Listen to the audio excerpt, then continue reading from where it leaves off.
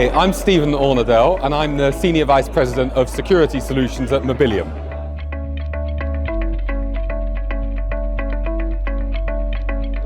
So we are seeing absolutely massive challenges both in fraud and security.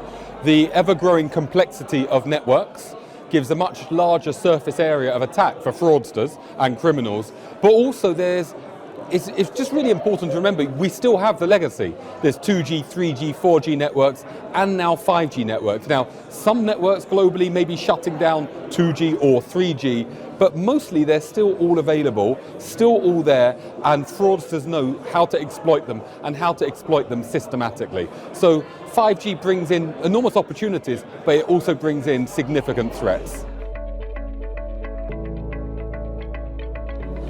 So if I had one wish, I would really desire confidence. Confidence from operators that things will rebound, that things will get to better than they were in 2019. I think we're seeing the early signs of that already.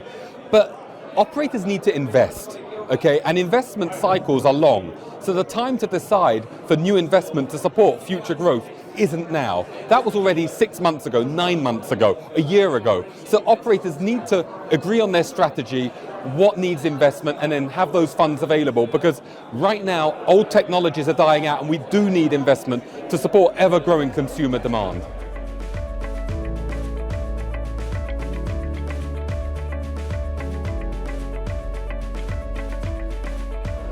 So I think, look, to optimize growth, there's certain things they have to do. We're seeing 3G sunset already happening. So operators must be ready to deal with that. They must have replacement technologies available, particularly voice over LTE. That is critical. We're seeing the shutdown of networks in America where they may well lose their voice roaming services. And it's not just the USA, there's other markets as well.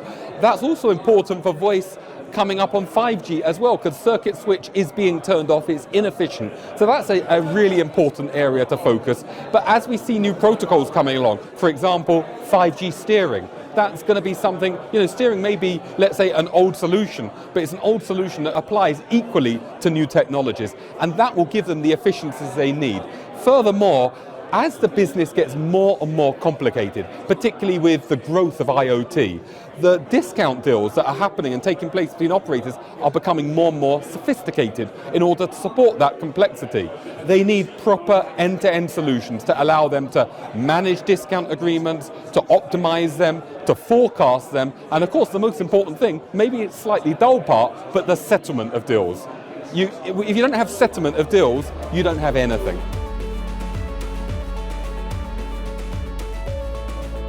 So I think 5G roaming is a huge opportunity.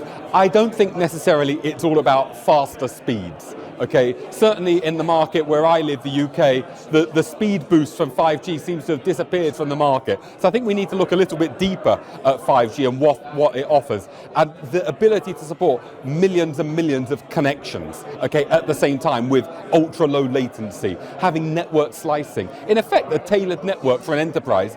I think they're really critical capabilities, and being able to apply those into the roaming scenario becomes massively important, because many enterprises that are buying subscriptions don't want them tied to one market. They need either regional or global coverage, and that's where 5G roaming will come into play.